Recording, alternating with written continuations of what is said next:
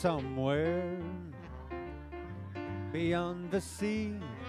She's there watching for me. If I could. Wow. Okay. So we just came off an amazing Cabernet Sauvignon season course from Larry Forgione. I need to tell you one more quick thing about it. All of the produce from that plate came from a 6-acre farm as part of his conservatory that's at the Charles Krug Winery, the oldest winery in Napa Valley. Another milestone for this year is that Peter Mondavi Sr., Robert's brother, turned 100 just this month. Wow. And very special. And so that's a great segue into our next wine, which is a Robert Mondavi Winery, Moscato d'Oro, Napa Valley. We have, please stand up, Rich. Rich Arnold, winemaker for Robert Mondavi Winery. We are toasting you 40 years at the Robert Mondavi Winery, retiring this year, your last vintage there. The only person with a longer tenure at that winery is Margaret Mondavi. So thank you so much for sharing yourself with us tonight and for 40 years of winemaking at Robert Mondavi. It's amazing. And I heard a story once from Margaret about this wine. You just were sipping it and kind of like had the knee buckling moment that they used to freeze the bottle and pour it slushy into the glass. And so it's the Napa Valley margarita without the pain, right? Awesome. But Chef, you have been working, this is Duff Goldman from Baltimore, but I speak Maryland, so it's really Baltimore, right? It's Baltimore. Baltimore, okay. And Go Ravens. Sweet. That's all right. We like it. But we have seen you working took us off all night helping all the other chefs do plate up, and now we don't have to worry about silverware or nothing. What do we got? What can we do with this? We got to talk about how Duff did the topping. Come on. It's Jackson Pollock meets pastry. It's amazing technique. It takes years and years to perfect. I'm sorry, chef. It's Dean, all respect in the world, but it's just leave it to the professionals, please.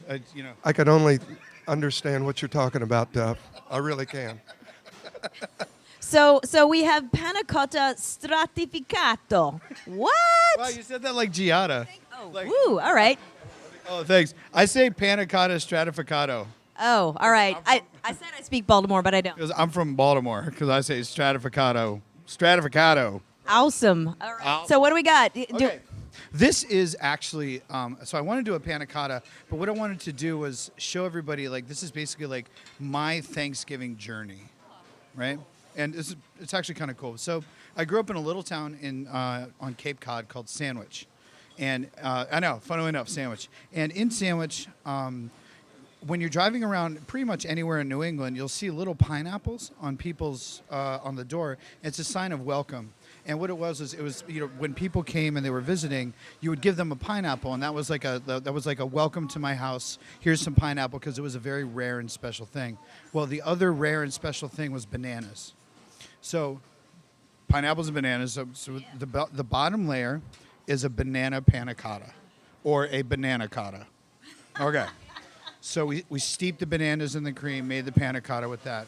Now, there are little teeny tiny cookies that are suspended in the panna cotta. Now, this is another one of my Thanksgiving journeys. When I was in college, I had a large group of friends that were from India. And a lot of them, they wouldn't go home for Thanksgiving, for the Thanksgiving break. So what I did was I actually made Thanksgiving dinner for 20 Indian guys. And it was really fun. And I told them all about this is Thanksgiving, this is why we do it. And I grew up in the town next to Plymouth. So it was we had it hammered into us all the time. So the cookies in the banana cotta are cardamom. And those are from my Indian friends, yeah. Now the middle layer is a maple. It's a maple cotta. Very American. Right. Now, the maple cotta was because last Thanksgiving I was in Canada filming a television show. And while I was filming there, I made a bet with the entire production company, and I lost the bet. And so when I lost the bet, I had to get this tattoo. Right. So that maple is actually my homage to the tattoo that I got while I was in Thanksgiving in Canada. And then with the maple has a pecan shortbread, or a pecan shortbread, or a pecan. Pecan. It's a pecan. Y'all like pecans? I guess they do. So that has a pecan shortbread. Now the very top is a pumpkin. It's not a pumpkin spice. I'm like spitting. I'm sorry. Yeah, it's like I need like the pantyhose. So it's like it's a pumpkin spice, or it's not a pumpkin spice. It's a pumpkin panna cotta, and I'm so tired of like pumpkin spice this and pumpkin spice that. So this is really just like I mean, there's a little spice in there, but it's pumpkin flavored, not spice flavored. And the cookies that are in there are little tiny brown butter cookies. Really simple, really clean. Now, on top of your dessert, everybody, is a giant ginger snap. I'm asking you guys not to eat with your spoon, but to break up your cookie and use that to kind of get at your dessert. So basically what you do is you, hold on. Boom. So you break your cookie and then you get it in there. Oh, look at this. Oh, wow. Yeah, there you go. Do you want that? Yeah, Yeah, you do. Oh, yeah. Oh, chef. Oh, gosh. And Okay. then you wash it down with some Robert Mondavi 2013 Muscat, and that's how we do it in Baltimore, hon. All right, hun. Well, I want to tell you something. We're going to go out into the audience. I don't know which camera to look at. Y'all can tell me. We're going to go out Oh my God, look at all these and guys. take our bow. Look at them shaking their heads at me like, They're like, what? Screw this guy. Who let this guy in here? But I need to tell you that you've come a long way, but there literally is